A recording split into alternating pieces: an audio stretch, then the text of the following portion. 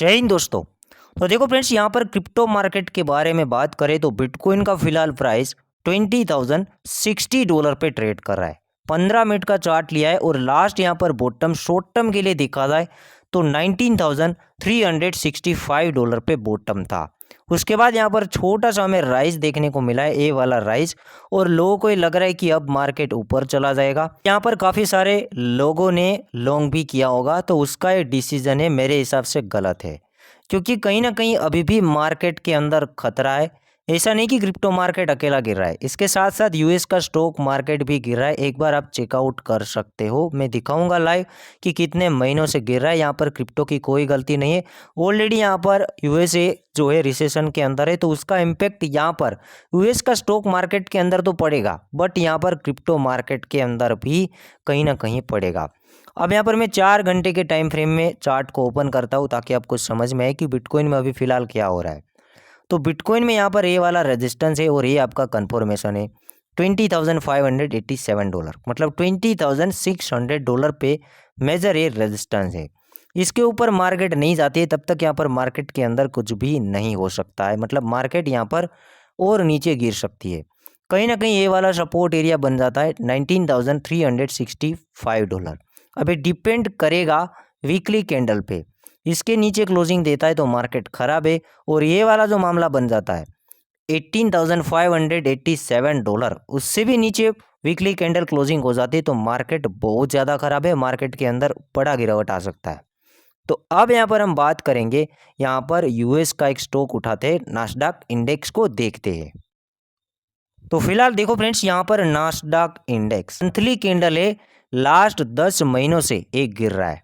फिलहाल ये चल रहा है 11,861, और फिलहाल का यहाँ पर ये सपोर्ट एरिया ये देख सकते हो 11,037, एकदम सपोर्ट एरिया पर है। तो ब्रेक होने के काफ़ी ज़्यादा चांस है, और यूएस की तरफ से एफओएमसी की मीटिंग के अंदर नेगेटिव कुछ न्यूज़ आता है तो सीधी सी बात है इस बार इसको तोड़ेगा, और ए वाला मामला दिखा सकता है $9,526।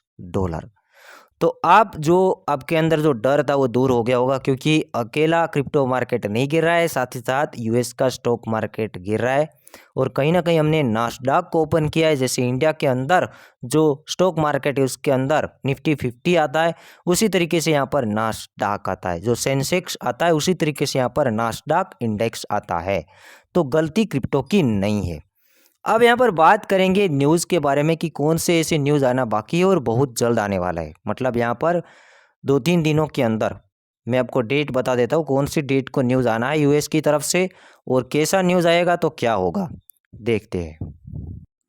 तो देखो फ्रेंड्स, आपके सामने जो तस्वीर दिख रहा है इसका नेम है पोवेल, और ये है फेड के चेयरमैन। फेड का मतलब होता है जैसे हमारे इंडिया के अंदर आरबीआई आता है, रिजर्व बैंक ऑफ इंडिया, तो जो फेड है वो यूएसए के अंदर आता है। जैसे सेम आरबीआई इंडिया के अंदर है तो यूएस के अंदर फेड है। फेड का यहाँ पर फुल फॉर्म देखे फेडरल रिजर्व, तो उसके चेयरमैन है। अब इसने ये कहा था कि अमेरिका को थोड़ा दुख पहुंच सकता है, बट कहीं ना कहीं जब तक ये जो इन्फ्लेशन है वो कम नहीं होता है, यूएस के अंदर कम नहीं होता है, तब तक यहाँ पर हम किसी भी हद तक जाने के लिए तैयार है। अब ये कर क्या सकते हैं मैं आपको बताता हूँ। फेड ये कर सकता है, इंटरेस्ट रेट को कंटिन्यू बढ़ा सकता है। तो इंटरेस्ट रेट बढ़ेगा तो क्या होगा, इंटरेस्ट रेट बढ़ेगा तो मार्केट में से पैसा बाहर निकलेगा। अब इंटरेस्ट रेट और मार्केट को क्या लेना देना है बताता हूँ।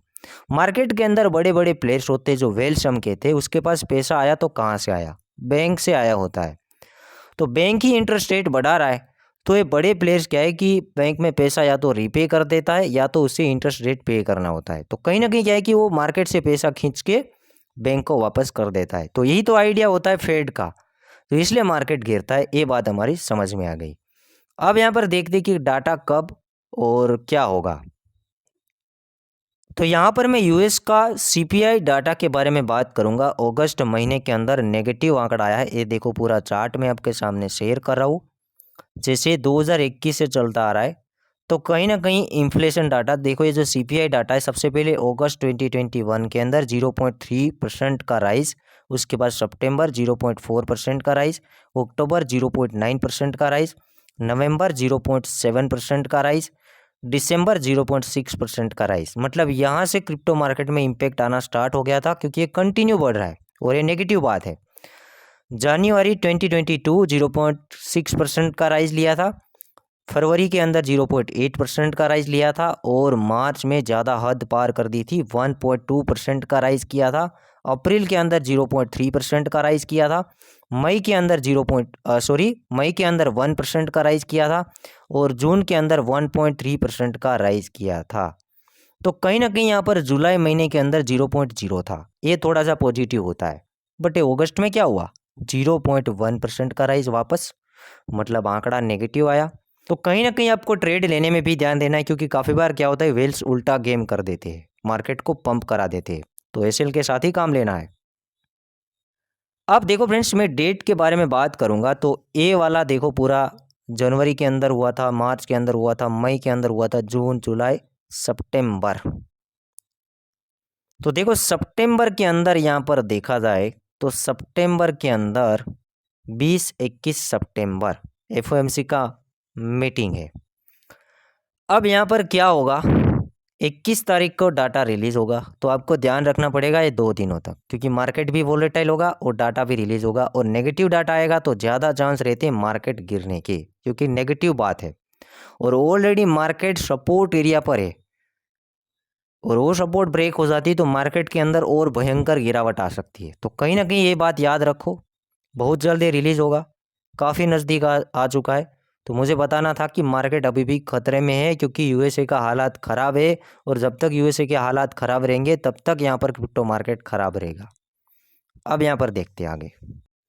तो यहाँ पर प्रिडिक्टर का कहना है कि यहाँ पर इस बार जो डाटा है, इस सितंबर महीने का सीपीआई डाटा को देखते हुए लग रहा है कि यहाँ पर इस बार इंटरेस्ट रेट 75 बेसिक पॉइंट का रेट है, उसको हाइक किया जाएगा, बढ़ाया जाएगा।